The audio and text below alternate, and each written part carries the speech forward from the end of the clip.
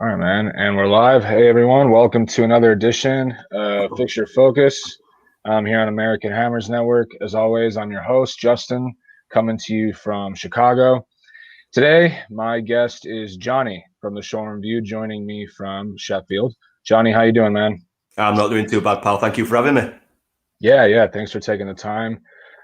Thanks for coming on, man. So let's just get right into it. So you're living in Sheffield now. I'm assuming you're from the area as well.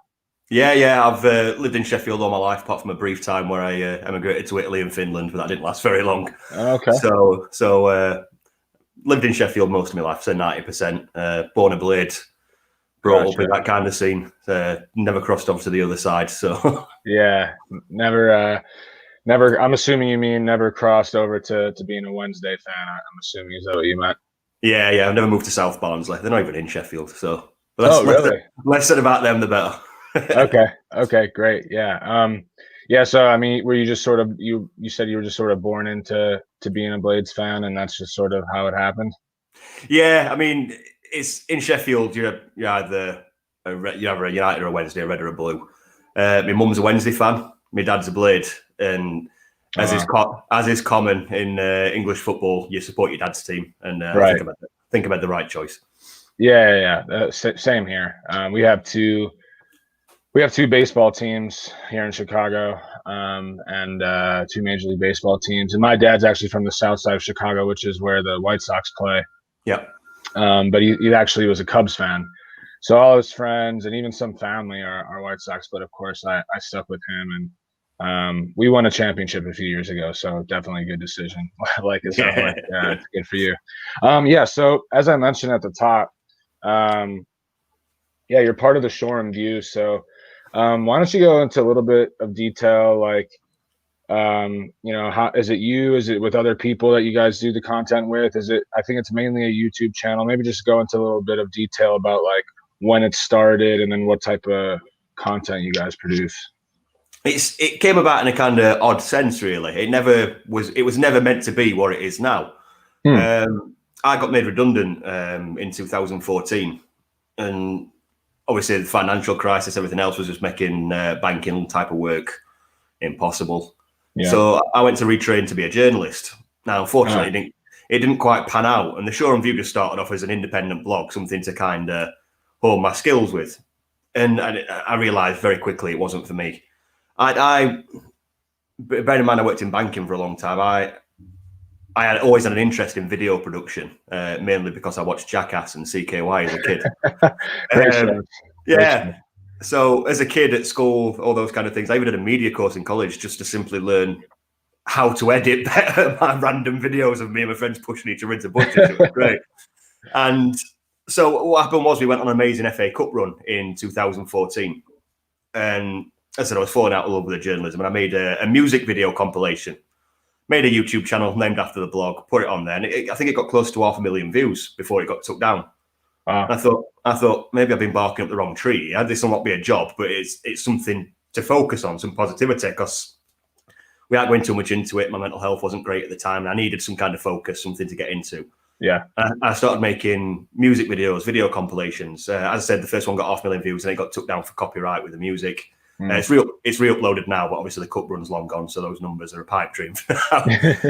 And then I was watching YouTube, and I came across a lot of football vloggers, and no disrespect to anybody, a lot of them at the time were just young kids with cheesy vlog music, walking, filming the feet, and hi guys, and all this kind of stuff. And that was a bit. I looked around at my friends I go to the matches with, and I looked at every single one and thought, this is a cast of characters for a sitcom. This is what I've got in front of me and my friends. And I started making vlogs, like my own kind of way. Half Jackass without the stunts, really. Just that mentality of banter and a day out with the boys, drinking, and girls. We've got a lot of girls that are just as crazy as we are in our little group of friends. All right. And it kind of exploded from there, really. A lot of people watching it. I started to get recognised, which I don't like. As soon as I started to get recognised, I started filming. I started filming less this way and more the other way, filming my friends.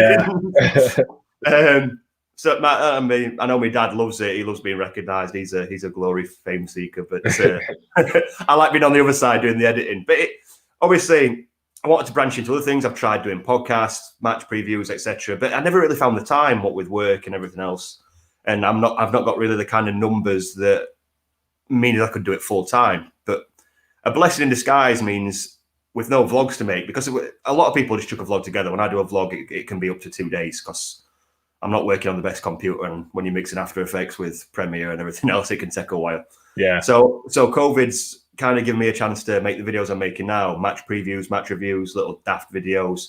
And hopefully in the future, as I get more people on board, I know I've got another YouTuber, Travelling Blade, hosting videos with me. I've got some other key people from Sheffield United, like independent social media, on board doing little bits here and there. And that's the aim, is to kind of not take those people over, but give them an alternative platform as well as the one they use to kind of show what they can do. And that's the aim for the channel, is to be less about me and more about my friends, other people, to have a kind of platform and just build somewhere where just build somewhere where United fans can go if they want to watch a match day experience, if they want stats and analysis, or even if they just want to laugh at something really daft. I think that's what we can offer.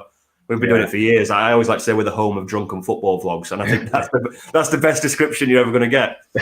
Yeah, and especially nowadays, people can always use a laugh anytime they can get it. Because I was going to ask you, because when you started explaining, you talked about the match day vlogs, but obviously, that's not really an option, or at least not the way that you did it in the past. But it seems like you said, in a way, it's sort of a blessing in disguise. I always like to ask people this question because personally, from a West Ham media perspective, I am by no means like the biggest West Ham media personality, but I sort of have had my hands here and there. And what I've learned and what I've loved is that, and no disrespect to like the big clubs and their media space, like I've met some great people and that work for art, like some Arsenal podcasts, etc.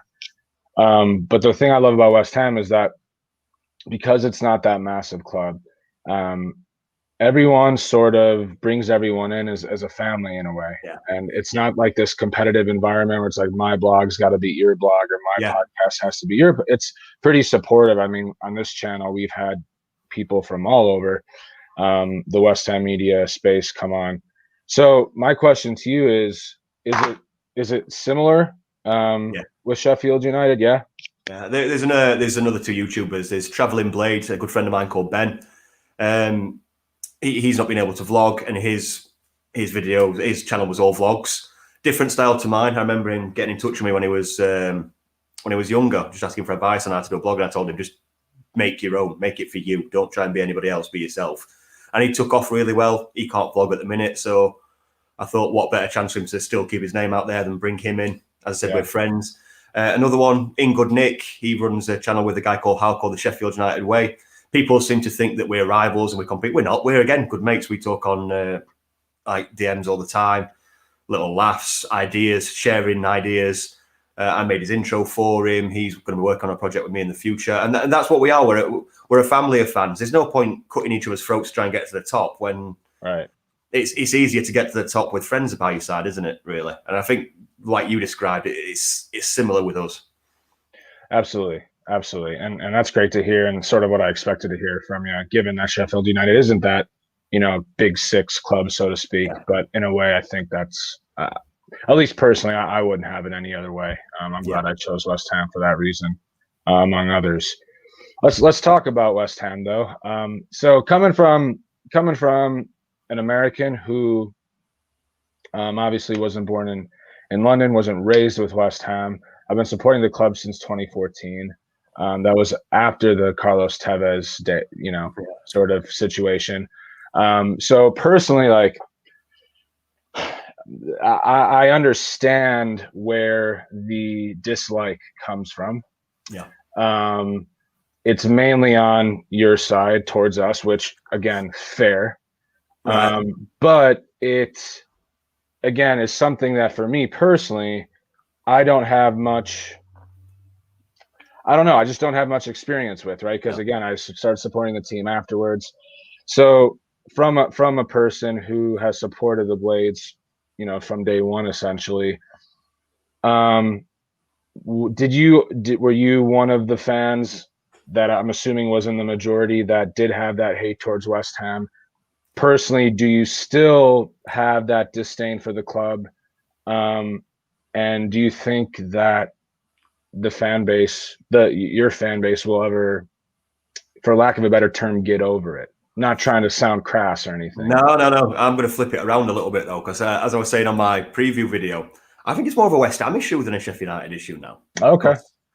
We're not the ones wearing Tevez masks and flying Argentinian flags when we go to the ground, whereas West Ham fans are. They're the ones keeping it alive more than we are, at least in our view. Obviously, West Ham fans may see it differently. At the time, very bitter with how it went down. I imagine it's the same how Bournemouth feel with the Aston Villa ghost goal against us. Yeah. It just, something stunk about it.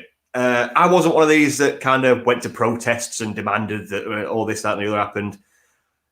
And in a fun way, it built a rivalry out of nothing. And I think that's a good thing. I think that's a good thing. It never hurts to have more rivals and more excitement to a game, does it? Whereas I think now it's more pantomime than it is hatred. It's one of those things, isn't it? It's a bit like Brighton and Crystal Palace. It's not a real derby, but it's nice to have a bit of pantomime to kind of make the fixture more exciting. Yeah, of course I do. Of course I do. Yeah. Anything to make a fixture more spicy, especially in the sanitised world of football we live in nowadays. It's great to have that rivalry. We went to London Stadium and we were getting them banter about you're not West Ham anymore, because obviously it's at London Stadium, not Upton Park, and they were giving it back. And that's great. I love that. I mean, the bitterness kind of died out when the cheque from West Ham cleared, if you understand what I mean. Yeah. Once the compensation was played, the cheque cleared, over. And from then on, it's like, from both sets of fans, it's just pantomime. Tevez masks, us laughing. It's fun. It's all fun in games. I think any Blade fan that still has that genuine hatred towards the club and the fans, I think they're just maybe living in the past a little bit and need to move on and just kind of embrace the feisty nature of what is football. So it's not a rivalry that matches, you and Wednesday, so to speak. No. Okay. I don't think anything ever will be. Even Leeds, we hate Leeds, but that doesn't even come close. I mean, to explain it more in a way, it's London's got a lot of teams, but London's a ginormous place. So East London, you've got West Ham, whereas your nearest neighbours are what? Millwall, that kind of area. Whereas with Sheffield, you've got one city. It's a big size city. It's one of the biggest in the country. But compared to London, it's nothing. And imagine that city is suddenly split in half. You paint one side red and one side blue, and then you mash them together and mix them all up. That is hatred that splits families. I know two brothers that didn't speak to each other for 3 years after a fixture. Wow. That ended 0-0 of all games. Yeah. It can tear families apart. I know the old. It's halfway between, I'd say, the Merseyside and the Old Firm. The Old Firm's obviously religious, Celtic Rangers. That cuts it somewhat different. Catholic Protestant, yeah. Exactly. Whereas I'd say the Merseyside derby is not really a real derby to me. It is in the sense that they're local, but they're all friends and they all get on. We don't talk to each other if we're not happy. It's weird. We can be friends all week, and then for a weekend we hate each other. It's brilliant. Wow. Yeah, it's something that always fascinates me as an American sports fan, because I'll say the one thing that does get as close to that is our baseball rivalry between the Cubs and the White Sox, but even then it's not quite the same. So it's always fascinated me, and probably a reason why I've fallen in love with the game. Would you say baseball's more like club football and like all your NBAs and your NFL? They're more like franchises kind of thing. Well, I'll say that there's nothing like club football, honestly. Just because, I think there's several reasons why. If anything, I think American football is more like club football, not in the sense of fan bases hating each other in the same way, but just because it's like on a weekly basis, there's more build up to the match. Baseball, man, there's 162 games throughout the entire season, and what I will say is this: because the White Sox are in a different league than the Cubs, they rarely play each other. They play each other 6 times a year. So when fans are allowed to go in the stadium, especially like if you go back 10, 20 years ago, people would fight in the stands for sure, just because those games would only come 6 times a year. Yeah. But there's nothing quite like club football in England and Europe. It's just not the same. No, there's nothing like it. I honestly envy you guys that you guys were able to grow up with that and go to the games and all that. So, but yeah, so let's talk a little bit about you guys this season. Bottom of the table, Yeah. haven't won. A huge drop off from last season. Really, ever since the restart, Yeah. even after the restart, you guys really weren't the same. That all being said, okay, take away the Chelsea result. Yeah, that was poor. Very bad. That was the worst we played all season, that game. That was bad. And that's when, for me, the red flag started going up for you guys. Because before that, I mean, you look at the results, yeah, you're not getting points. And that's what matters at the end of the day, for sure. It's worrisome. Yeah. But a vast majority, I think all but maybe 2 of your losses have come by a single goal. A little hard done in the Liverpool game as well. Like, almost got a point out of that. Yeah. So overall, Johnny, tell me what has been, in your opinion, the major reasons that have caused this sort of dip in form that we've really seen, like I said, since the restart? I think restart was a bit of an anomaly. I mean, we got some good results in that. We stuffed Tottenham and we stuffed Chelsea. Good result against Burnley. Amazing win against Wolves. Yeah, just a few away games that really screwed us over. Whereas I think since the new season started, it's like a perfect storm of 4 horrible things. First off, losing Jack O'Connell for the entire season. That, to me, puts a huge damper on everything. We can't state enough how much he means to the way we play and the way that club works. He's irreplaceable. Yeah. And the fact that we couldn't bring in a centre-half in time to even try and replace him, it hurt us, really. That led into point 2, which is the left-hand side. Fleck was ruled out, which means we've got to rejig everything in midfield, the left wing-back situation, the left centre-half situation. And that has been a huge point of weakness for us, which leads on to the next situation. The worst time in the world to have a crisis of position is when you've got a run of games of Arsenal, Liverpool, Man City, and Chelsea. Yeah. Can't excuse a Leeds game. Fair enough. I think it should have been 0-0. Their goal should have been ruled out. So bring on the hate from the Leeds fans. Aston Villa, they won 1-0. We missed a penalty and we had a player sent off we shouldn't have been. Tight margins. But then to have the team kind of collapse and then have those run of 4 games, it destroys them. So for me now, it leads on to point 4 this is when we'd need the fans in the ground. And I know a few fans think it'd be toxic, but I think the players, I don't want to say they're scared to mess up, but I think they've got that driving force saying, I'm going to play out my skin so I don't get it off them behind me. Yeah. Exactly. And I think it improves them. So I think that they've got somewhere to hide without fans there. And that's not usual. And I think Chris Wilder's trying to knock that out of him. And if anybody can, it's Chris Wilder. But I just think that the season for us starts against West Ham at the weekend because those run of 4 games with a depleted team. If we'd have come out of it with a single point, I'd have been happy. And no points was to be expected, I think. Gotcha. Let's talk about Chris Wilder. I mean, obviously, manager of the year candidate last season, I believe, did an excellent job with you guys. An excellent job. Talking about playing out of your skin. I mean, every time I watched United and probably watched, I don't know, besides the West Ham matches and another handful of matches throughout last season, and every single player during every single second was running all over the pitch after everything. It was really impressive to watch. And it was sort of made me envious because I was like, that's sort of what I want for us. Obviously, the players respect him. I still think they're playing for him. Yeah, definitely. And I think the fans are still behind the club as well. Have you personally, or maybe even have you heard rumblings within the fan base of he's got to figure it out soon? Or I think I've heard one person say it. Okay. One out of lots. Let's just say a lot. Yeah. I think the only way Chris Wilder could ever be in danger of losing his job from a fan's point of view is if he wore a Wednesday shirt while taking us down to League Two. That's the only way. He's done too much. We're still confident he can turn this around. We know that it's not a managerial thing. There are some things I'd like him to change, but I'm not a manager. He is. And he's done too much out of respects to kind of... Every fan can question. Not every fan should demand, if that makes any sense. Yeah. And I think Chris has earned the right to make his decisions and for us to trust him in those decisions. And I think as I said, it's circumstance. We're not the richest club in the division. Money needs to be spent a bit wiser, maybe.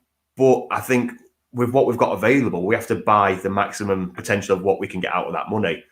And then when you're losing key players, I think even Alex Ferguson would have struggled at the moment with the resources available to him on the pitch and off the pitch. And I think that along with Chris's ethos, like you said, he won't take second best when he plays. If he thinks a player's dipping, he's going to pull him out of the team. Or at least I'd like to think so. So that gives us confidence in him. And as I said, until we hit massive crisis stations, I think he's pretty safe. Yeah. So sort of even like sort of he's the captain and he's going to go down with the ship if 100%. If you guys gotcha. And just for the record, I want to see you guys stay up again. I really enjoy watching you guys play, a proper club, and yeah. So hopefully your season starts after this weekend though, and you guys can start. So let's talk about West Ham a little bit. I'm not sure how much West Ham matches you've seen so far over the last year or two. Obviously, a club that is just up and down. Very difficult season last year.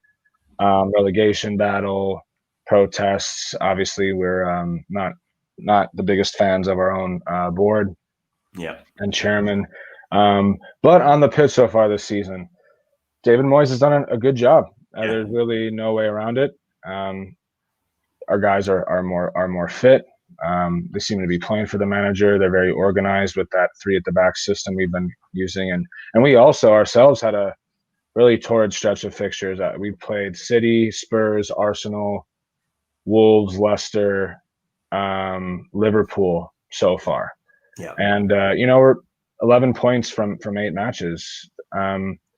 As a Sheffield United fan, what are you looking at from a West Ham? Or when you're looking at West Ham, what are you looking at and saying, I mean, we need to really watch out for that player or watch out for that specific tactic? What are you looking at? There were 4 I pinpointed in my match preview video. Mikel Antonio, obviously. He's having the time of his life and has been since the restart. He is a brilliant player. As much as it pains me to say it, considering his history of where he came from, etc., and previous allegiances. Yeah. But he's one of them players. He played for the dark side and he plays for West Ham.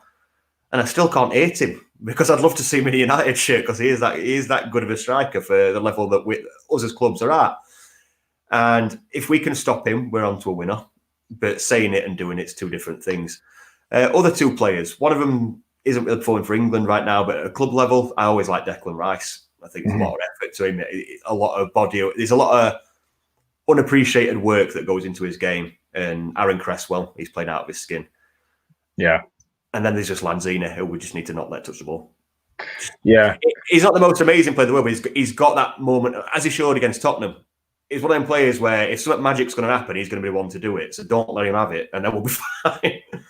Yeah, and Lanzini's an interesting one because he obviously had that amazing goal versus Spurs. He hasn't played all that much since. He did come on last match, but I know I was wondering because he did injure his ACL a couple of years ago, and ever since then his confidence has sort of been lacking.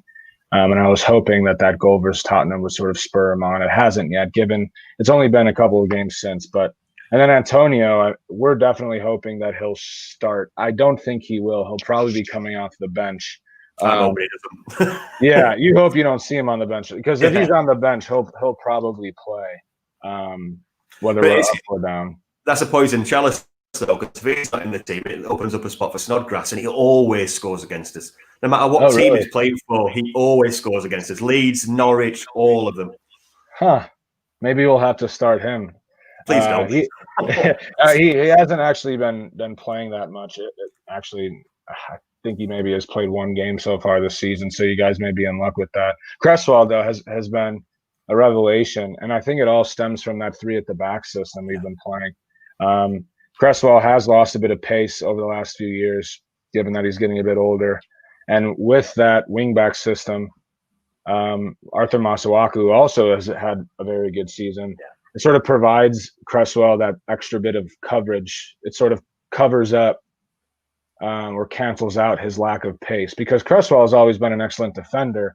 I think what has gotten him is his lack of pace, and he hasn't really been able to keep up with quick wings, or even, especially in the modern game, with those lightning rods of fullbacks that are just running. He hasn't really been able to do that.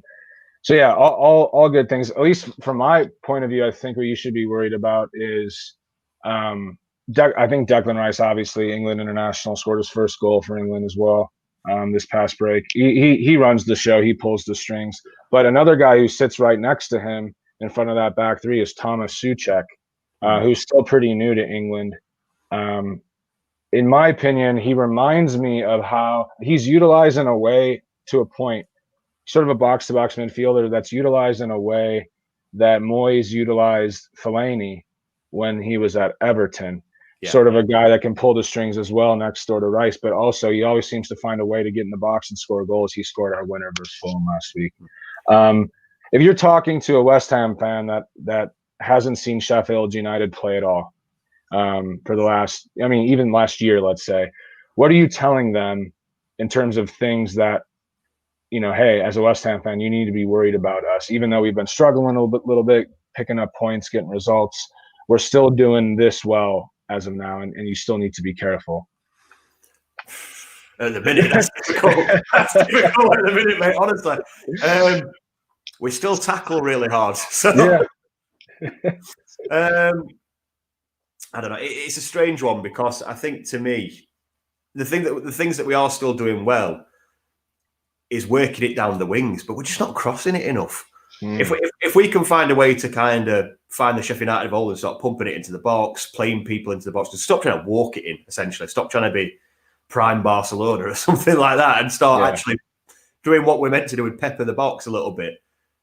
I think that's where you need to worry about it, because it's not just the accuracy of the crosses or the balls coming in, because that's not great for us at the minute. If we can play like we did last season, it's the sheer number of balls into the box being cleared, going back to the box, just with the positions we had lined up, and players kind of chasing the ball back into the box.